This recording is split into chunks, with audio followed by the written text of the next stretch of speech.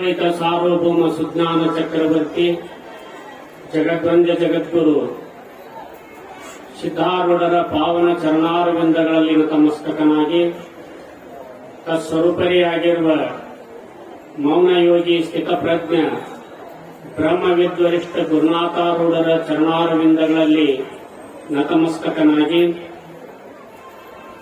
ಬ್ರಹ್ಮಲೀನ ಸದ್ಗುರು ವೀರಭದ್ರ ಮಹಾಸ್ವಾಮೀಜಿಯವರ ಚರಣಾರವಿಂದಗಳಲ್ಲಿ ನತಮಸ್ತಕನಾಗಿ ಕೃಪಾಮಯಿ ಕರುಣಾಮಯಿ ಜಗಜ್ಜನನಿ ಆದಿಶಕ್ತಿಯನ್ನು ಎಲ್ಲ ಮಂದಿರದಲ್ಲಿ ಧ್ಯಾನಿಸುತ್ತ ಪುಣ್ಯಮಯ ಆಷಾಢ ಮಾಸದ ಶುದ್ಧ ಪೌರ್ಣಿಮೆಯ ಈ ಗುರುಪೂರ್ಣಿಮೆಯ ಕಾರ್ಯಕ್ರಮದ ದಿವ್ಯ ಸಾನ್ನಿಧ್ಯ ಸ್ಥಾನದಲ್ಲಿ ವಿರಾಜಮಾನರಾದ ನಮ್ಮ ನಿಮ್ಮೆಲ್ಲರ ಆರಾಧ್ಯ ದೈವ ವಿಶ್ವ ಕುಟುಂಬಿ ನಿರಾಭಾರಿ ದೇಶಿಕೋತ್ತಮ ಮಾತನಾಡುವ ನಡೆದಾಡುವ ದೇವರೆಂದೇ ಪ್ರಖ್ಯಾತಿಯನ್ನು ಪಡೆದಿರುವ ಶಂಭುಲಿಂಗ ಸ್ವರೂಪಿಗಳಾಗಿರುವ ಜಗದ್ಗುರು ಅಪ್ಪಾಜಿಯವರ ಅಡಿದಾವರಿಗಳಿಗೆ ಪಡಮಟ್ಟು ಅದೇ ರೀತಿಯಾಗಿ ಕಾರ್ಯಕ್ರಮದಲ್ಲಿ ಉಪಸ್ಥಿತರಿರುವ ಪರಮ ಪೂಜ್ಯರು ಶ್ರೋತ್ರಿಯ ಬ್ರಹ್ಮನಿಷ್ಠರು ವೇದಾಂತ ವಿದ್ವಾನ್ಮಣಿಗಳಾದ ವಿದ್ಯಾನಂದ ಭಾರತೀಯ ಪಂಗಳವರ ಚರಣಾರವಿಂದಗಳಿಗೆ ವಂದಿಸುತ್ತ ಕಾರ್ಯಕ್ರಮದಲ್ಲಿ ಉಪಸ್ಥಿತರಿರುವ ಸಕಲ ಪೂಜ್ಯರ ಚರಣಾರವಿಂದಗಳಿಗೆ ನತಮಸ್ತಕನಾಗಿ ಸದ್ಗುರುದೇವನ ದರ್ಶನ ಆಶೀರ್ವಾದದಿಂದ ಪರಮ ಪವಿತ್ರವಾದ ಈ ಮನುಷ್ಯ ಜನ್ಮವನ್ನು ಕೃತಾರ್ಥ ಮಾಡಿಕೊಳ್ಳಬೇಕೆಂಬ ಸದಿಚ್ಛೆಯಿಂದ ಇಲ್ಲಿ ಸಮಾವೇಶಗೊಂಡಿರುವ ಶಿವಸ್ವರೂಪಿಗಳೇ ನಿಮ್ಮೆಲ್ಲರಿಗೂ ಧನ್ಯವಾದಗಳನ್ನು ಹೇಳುತ್ತಾ ಇವತ್ತಿನ ದಿವಸ ಬಹಳ ಶ್ರೇಷ್ಠವಾಗಿರತಕ್ಕಂಥ ಪುಣ್ಯ ಪರ್ವ. ಇವತ್ತಿನ ದಿವಸ ಸಾಕ್ಷಾತ್ ವ್ಯಾಸಾಯ ವಿಷ್ಣು ರೂಪಾಯ ಅಂದಂಗ ಆ ನಾರಾಯಣನ ಸ್ವರೂಪರಾಗಿರ್ತಕ್ಕಂಥ ಭಗವಾನ್ ವೇದವ್ಯಾಸರು ಈ ಭೂಮಿಗೆ ಅವತರಿಸಿದ ಪುಣ್ಯ ದಿನ. ಅದಕ್ಕೆ ಇದನ್ನ ವ್ಯಾಸ ಪೂರ್ಣಿಮೆ ಅಂತ ಕರೀತಾರೆ. ಈ ವ್ಯಾಸ ಪೂರ್ಣಿಮೆಯನ್ನ ನಾವೆಲ್ಲರೂ ಕೂಡ ಗುರು ಪೂರ್ಣಿಮೆ ಅಂತ ಆಚರಣೆ ಮಾಡ್ತಾ ಇದ್ದೀವಿ.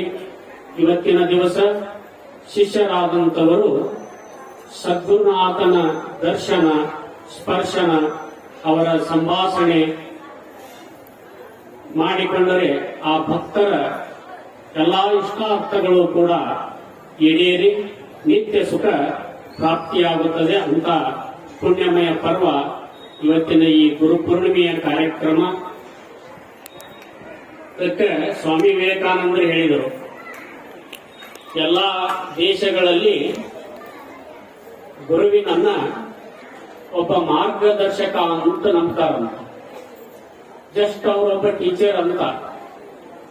ಆದರೆ ಗುರುವಿನನ್ನ ಪರಮಾತ್ಮನ ಸ್ವರೂಪ, ಗುರು ಬ್ರಹ್ಮ ಗುರು ವಿಷ್ಣು ಗುರುದೇವೋ ಮಹೇಶ್ವರ ಗುರು ಸಾಕ್ಷಾತ್ ಪರಂ ಬ್ರಹ್ಮ ತಸ್ಮೈ ಶ್ರೀ ಗುರವೇ ನಮಃ.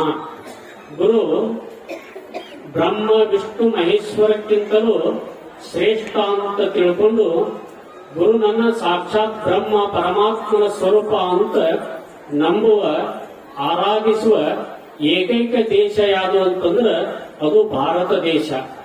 ಇದು ಬಹಳ ಶ್ರೇಷ್ಠವಾಗಿರ್ತಕ್ಕಂಥ ಇಂತಹ ಪುಣ್ಯ ಪರ್ವದಲ್ಲಿ ನಾವೆಲ್ಲರೂ ಕೂಡ ಆ ಗುರುನಾಥನ ಸ್ಮರಣೆಯನ್ನ ಮಾಡೋಣ. ಚಿಂತನೆಗೆ ಅಧಿಕರಣವಾದ ವಿಷಯ ಯೋಗಿಯನ್ನು ಅಲಿಸಿದರೆ ಇಹಪರ ಸಿದ್ಧಿ ಆಗಲೇ ಕೈ ಸಾರುವುದು ನಿಬದ್ಧಿ. ನಾವೆಲ್ಲರೂ ಕೂಡ ಇಹಲೋಕದ ಭೋಗ ಭಾಗ್ಯ ಸಿರಿ ಸಂಪತ್ತು ಅಧಿಕಾರ ಸುಖ ಸಂಪತ್ತು ಪ್ರಾಪ್ತಿಯಾಗಬೇಕು ಮತ್ತು ಈ ದೇಹವನ್ನ ಬಿಟ್ಟ ನಂತರ ನಮಗ ಸ್ವರ್ಗ ಸುಖ ಪ್ರಾಪ್ತಿಯಾಗಬೇಕು. ಇನ್ನು ನಿಷ್ಕಾಮ ಭಾವದಿಂದ ಸದ್ಗುರುನಾಥನ ಸೇವೆಯನ್ನ ಮಾಡಿದ್ವಿ ಅಂತಂದ್ರೆ ನಮಗೆ ನಿತ್ಯ ಸುಖ ಮೋಕ್ಷ ಪ್ರಾಪ್ತಿ ಆಗ್ತದ. ಇವೆಲ್ಲವೂ ಪ್ರಾಪ್ತಿಯಾಗಬೇಕಾಗಿತ್ತು ಅಂದ್ರೆ ಅದು ಯಾರನ್ನ ಆರಾಧನೆ ಮಾಡಬೇಕು, ಯಾರ ಕೃಪೆಯನ್ನ ಪಡಿಬೇಕು ಅಂತಂದ್ರೆ ಸದ್ಗುರುನಾಥನ ಕೃಪೆಯನ್ನ ಪಡಿಬೇಕು. ಅದಕ್ಕೆ ಭೋಗ ಮೋಕ್ಷ ಪ್ರದಾತ್ರೆ ಸದ್ಗುರವೇ ನಮಃ ಅಂತ ಹೇಳ್ಕೊಂಡು ಬಂದಿದ್ದಾರೆ ಗುರುಗೀತೆಯಲ್ಲಿ. ಗುರು ಹೆಂಗದಾನು ಅಂತಂದ್ರೆ ಭಗವಂತ ನಮಗ ಭೋಗಗಳನ್ನ ಮಾತ್ರ ಕೊಡ್ತಾನೆ. ಆದ್ರೆ ಸದ್ಗುರುದೇವ ನಮಗ ಭೋಗವನ್ನು ಕೊಡ್ತಾನ. ಯಾಕಂದ್ರೆ ನಾವೆಲ್ಲರೂ ಸಕಾಮಿಗಳು, ನಾವೆಲ್ಲರೂ ಸದ್ಗುರುನಾಥನಲ್ಲಿ ಯಲೋಕದ ಭೋಗ ಭಾಗ್ಯಗಳನ್ನ ಬೇಡಿದ್ರೆ ಅವನ್ನೂ ಕೊಡ್ತಾನ. ಹೇ ಸದ್ಗುರುನಾಥ, ನನಗೆ ನಿತ್ಯ ಸುಖವನ್ನ ಕೊಡು, ಮೋಕ್ಷವನ್ನ ಕೊಡು ಅಂತಂದ್ರೆ ಶರಣಾಗತನಾದ ಶಿಷ್ಯನ ಅಜ್ಞಾನವನ್ನ ಹರಣ ಮಾಡಿ ಅವನಿಗೆ ನಿತ್ಯ ಸುಖವನ್ನು ಕೊಡುವಂತ ಶಕ್ತಿ ಯಾರಿಗದ ಅಂದ್ರೆ ಗುರುವಿಗೆ ಮಾತ್ರದ. ಆದ್ದರಿಂದ ಅಂತ ಶ್ರೇಷ್ಠನಾದ ಒಬ್ಬ ಸದ್ಗುರು ಯೋಗಿ ಅಂದ್ರೆ ಒಬ್ಬ ಬ್ರಹ್ಮಜ್ಞಾನಿ. ಯೋಗಿಯನ್ನು ಒಲಿಸಿದೊಡೆ ಅಂತ ಬ್ರಹ್ಮಜ್ಞಾನಿಯನ್ನ ನಾವು ಒಲಿಸಿದ್ವಿ ಅಂತಂದ್ರೆ ಅವ ಒಲಿದು ನಮಗ ಆಶೀರ್ವಾದ ಮಾಡಿದ, ಅವನ ಕೃಪಾ ನಮಗ ಪ್ರಾಪ್ತಿ ಆಯಿತು ಅಂದ್ರೆ ಅಂತ ಪುಣ್ಯಾತ್ಮನಿಗೆ ಯಲೋಕದ ಭೋಗ ಭಾಗ್ಯವೂ ಸಿಗುತ್ತದ, ಪರಲೋಕದ ಭೋಗ ಭಾಗ್ಯವೂ ಸಿಗ್ತದ. ಆದ್ದರಿಂದ ಗುರುವಿನಲ್ಲಿ ಅಂತ ಶಕ್ತಿ ಅದ. ಒಂದ್ ಕಡೆ ಬಹಳ ಸುಂದರವಾಗಿ ಹೇಳ್ತಾರೆ, ಸ್ವರ್ಗಂ ವಾ ಧನಂ ವಾ ಧಾನ್ಯಂ ವಾ ವಿದ್ಯಾಪುತ್ರ ಸುಖಾನಿಚ ಗುರೋರಿತ್ಯನುರೋಧೇನ ನ ಕಿಂಚಿದಪಿ ದುರ್ಲಭಂ ಅಂತ ಹೇಳಿದ್ರು. ಯಾವ ಪುಣ್ಯಾತ್ಮ ಗುರು ಕೃಪೆಗೆ ಪಾತ್ರರಾಗಿದಾನ, ಸದ್ಗುರುನಾಥನ ಕೃಪಾ ಕಾರುಣ್ಯ ಅವನಿಗೆ ಆಗ್ಯದ, ಅಂತವರಿಗೆ ಮೂರು ಲೋಕದಲ್ಲಿ ದುರ್ಲಭವಾದ ವಸ್ತುವೇ ಇಲ್ಲಂತ ಎಲ್ಲವೂ ಪ್ರಾಪ್ತಿಯಾಗ್ತದ. ನಮಗ ಸ್ವರ್ಗ ಬೇಕಂದ್ರೆ ಸ್ವರ್ಗ ಸಿಗ್ತದ, ಪರಲೋಕ ಸುಖ. ಸ್ವರ್ಗಂವ ಧನಂವ ಧಾನ್ಯಂವ, ನಿನಗ ಸಂಪತ್ತು ಬೇಕಂದ್ರೆ ಸಂಪತ್ತು ಸಿಗ್ತದ. ನನ್ನ ಹೊಲ ಚೆನ್ನಾಗಿ ಬೆಳೀತಾ ಇಲ್ಲ ಅಂತ ಗುರುಗಳ ಹತ್ರ ಬಂದ್ರೆ ಗುರುಗಳ ಆಶೀರ್ವಾದ ಮಾಡಿದ್ರೆ ನಿಮ್ಮ ಹೊಲ ಚೆನ್ನಾಗಿ ಬೆಳೀತದ, ಸಂತಾನ ಪ್ರಾಪ್ತಿ ಆಗ್ತದ. ಎಲ್ಲ ಸಕಲ ಭೋಗ ಭಾಗ್ಯಗಳು ಕೂಡ ಆ ಗುರು ಕೃಪೆಯಿಂದ ಪ್ರಾಪ್ತಿ ಆಗ್ತಾವು. ಅದನ್ನು ಬಿಟ್ಟು ಹೇ ಗುರುನಾಥ ನನಗೆ ಜ್ಞಾನವನ್ನ ಕೊಡು ಅಂತಂದ್ರೆ ಆ ಜ್ಞಾನವೂ ಕೂಡ ಏನಾಗ್ತದಂದ್ರೆ ಆ ಗುರುವಿನ ಕರುಣೆಯಿಂದ ಪ್ರಾಪ್ತಿ ಆಗ್ತದ. ಆದ್ದರಿಂದ ಅಂತ ಯೋಗಿ ಬ್ರಹ್ಮಜ್ಞಾನಿಯ ಒಲುಮೆ ನಮಗಾಗಬೇಕಾಗಿತ್ತು ಅಂದ್ರೆ ನಾವು ಆ ಗುರುನಾಥನಿಗೆ ವಂದಿಸಿ ಅವನಿಗೆ ನಮಸ್ಕಾರವನ್ನ ಮಾಡಬೇಕು. ಆಮೇಲೆ ಪೂಜೆ ಮಾಡಬೇಕು. ಸದ್ಗುರುನಾಥನ ಪೂಜೆಯನ್ನ ಮಾಡಿದ್ರೆ ಸಂಪತ್ತು ಪ್ರಾಪ್ತಿ ಆಗ್ತದಂತ. ಬ್ರಹ್ಮಜ್ಞಂ ಹ್ಯರ್ಚಯೇತ್ ಭೂತಿಕಾಮ ಅಂತ ಉಪನಿಷತ್ನಲ್ಲಿ.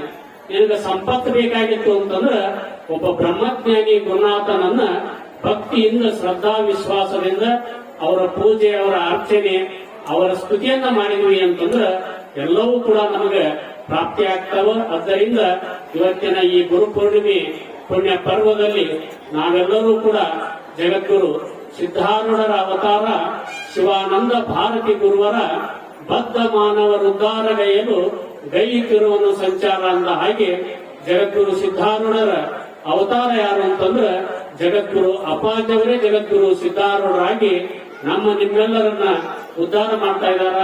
ಅಂತ ಸದ್ಗುರು ದೇವರಿಗೆ ನಾವು ಶರಣಾಗತರಾಗಿ ಅವರನ್ನ ಭಕ್ತಿಯಿಂದ ವಂದಿಸಿ ಪೂಜಿಸಿ ಅರ್ಚಿಸಿ ಆ ಸದ್ಗುರು ದೇವನ ಕೃಪೆಗೆ ನಾವು ಪಾತ್ರರಾದ್ವಿ ಅಂತಂದ್ರೆ ಆ ಗುರುದೇವನ ಕರುಣೆಯಿಂದ ಈ ಅಲೋಕ ಪರಲೋಕದ ಭೋಗ ಭಾಗ್ಯದ ಜೊತೆಗೆ ನಿತ್ಯ ಸುಖವೂ ನಮಗೆ ಪ್ರಾಪ್ತಿ ಆಗ್ತದೆ. ಇಂತಹ ಸದ್ಬುದ್ಧಿಯನ್ನ ಜಗದ್ಗುರು ಅಪ್ಪಾಜಿಯವರು ನಮ್ಮ ನಿಮ್ಮೆಲ್ಲರೂ ಕೊಟ್ಟು ಕರುಣಿಸಲಿ ಅಂತ ಸದ್ಗುರು ದೇವನ ಚರಣಾರವಿಂದಗಳಲ್ಲಿ ನನ್ನ ವಾಕ್ಯವನ್ನು ಸಮರ್ಪಿಸಿ